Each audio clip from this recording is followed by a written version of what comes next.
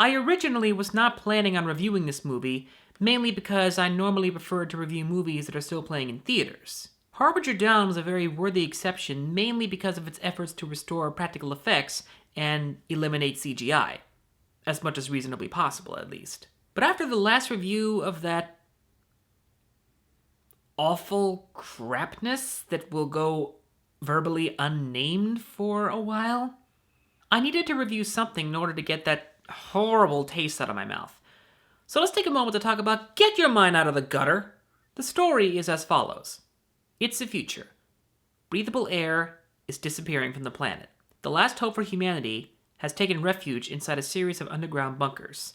Every 6 months, 2 technicians are woken up from their own hyperbolic chambers to maintain everyone else's. That is until one day, when one of the technicians' hyperbolic chambers breaks. Now, they're down to 3 options. Repair it, find a brand new one, or choose someone from their reserves to sacrifice. Only problem? One of the people in the reserves is the technician's wife.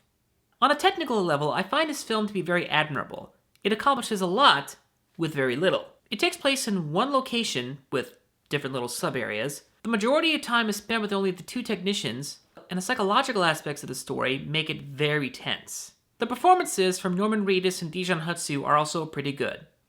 They're not fantastic, but they are pretty good. I suppose the main thing that keeps this film from being perfect in my opinion is not so much what it does in the script, but rather what it doesn't do in the script. To my recollection, it doesn't really seem to go anywhere about why the world became the way it is, or how. It spends an awful lot of time with the 2 main characters, understandably, and occasionally they'll share some thoughts about the state of the world, but that's about as far as it goes.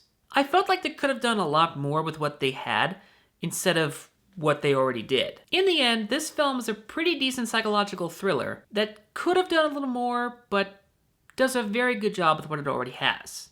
I don't think it's available on demand anymore, but it is available on Blu-ray. So, if nothing else, give it a shot. So in the meantime, we'll just wait for the next big thing to come out. So what's coming out in the next few weeks?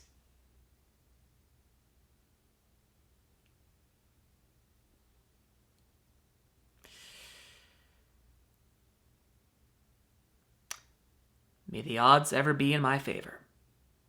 Ladies and gentlemen, I'm The Norm. Thank you all for watching.